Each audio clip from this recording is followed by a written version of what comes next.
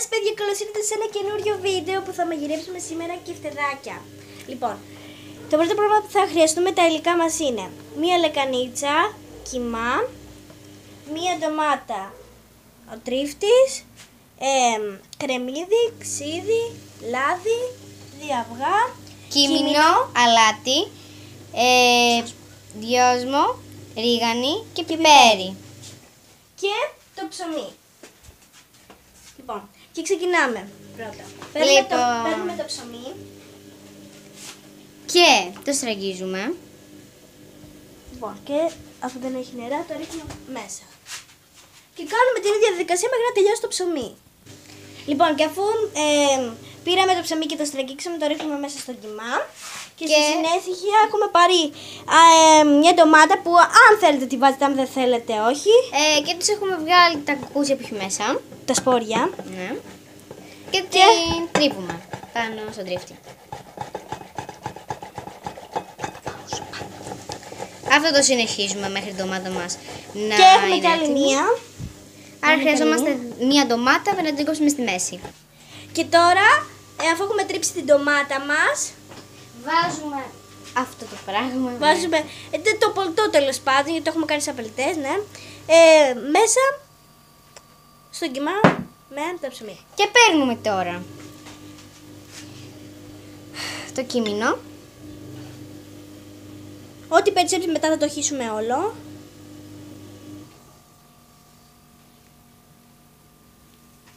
Ναι, και μετά εντάξει, ό,τι περισσέψει θα το βγάλουμε.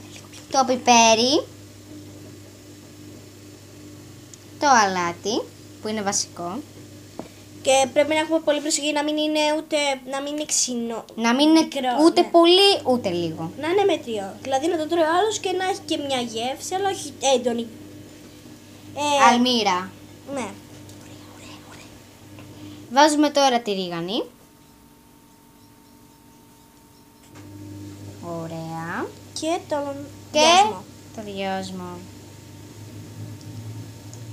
Έτσι κανονικά πρέπει να σας έχει γίνει. Ωραία, και τώρα τα ρίχνουμε όλα μαζί, ό,τι έχει περισσέψει. Εντάξει. Και ανακατεύουμε. Όχι, δεν ανακατεύουμε. Και τώρα παίρνουμε το αυγό, επειδή έχουμε 2 αυγά και τα σπάμε. Παιδιά, δεν σπάει. Λοιπόν, προσέχουμε να μην μπει κανένα φλούδι. Ναι. Ωραία. Πάμε στο επόμενο αυγό. Και αφού βάλαμε τα 2 μας αυγά, τρίβουμε το κρεμμύδι. Εντάξει. Ωραία. Λοιπόν, Το ανοίγουμε. Λοιπόν, παίρνουμε ένα και τώρα μαχαίρι. όχι, θα βγάλουμε αυτό εδώ πέρα που τσιμπάει και μπορούμε τώρα να το κάνουμε με τα χέρια. Μπορούμε να το κάνουμε και με τα χέρια. Τέλος πάντων, εμείς θα το κάνουμε ένα μαχαίρι. Το κάνουμε με τα χέρια.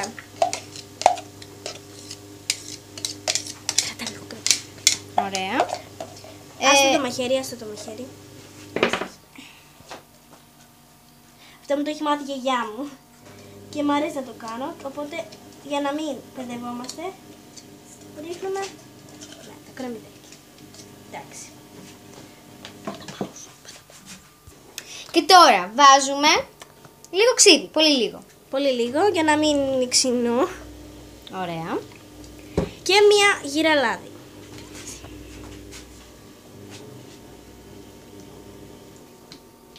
Ωραία. Και τώρα αφού έχουμε βάλει όλα μας τα υλικά, Ανακατεύουμε. ναι, τέλος πάντων, ναι. Ανακατεύουμε. Κάπως έτσι. Ναι, κυκλικές κινήσεις. Και έχουμε ανακατέψει Το κιμά μας. το μείγμα μας. Το κιμά μας. Και το Και ανακατεύουμε. πρέπει να σας βγει έτσι ακριβώς. Πρέπει να σας βγει έτσι. Αλλά να μην όμως το κάνετε για 3 λεπτά και δεν έχει ζυμωθεί καθόλου, να το ζυμώσετε κανονικά. Το κάνουμε έτσι. Και τώρα θα πάρουμε ένα πιάτο να τα κάνουμε μπαλάκια για να τα Στρογγυλά. τηγανίσουμε.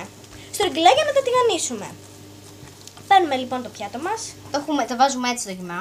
Και τώρα πριν τα κάνουμε μπαλάκια, έχουμε βάλει το κιμά μας και έχουμε βάλει και ένα αλουμινόχαρτο και το βάζουμε στο ψυγείο να ξεκουραστεί. Και κρατάμε το ζυμάρι μας που έχει μπει στο ψυγείο για να ξεκουραστεί για μισή ώρα.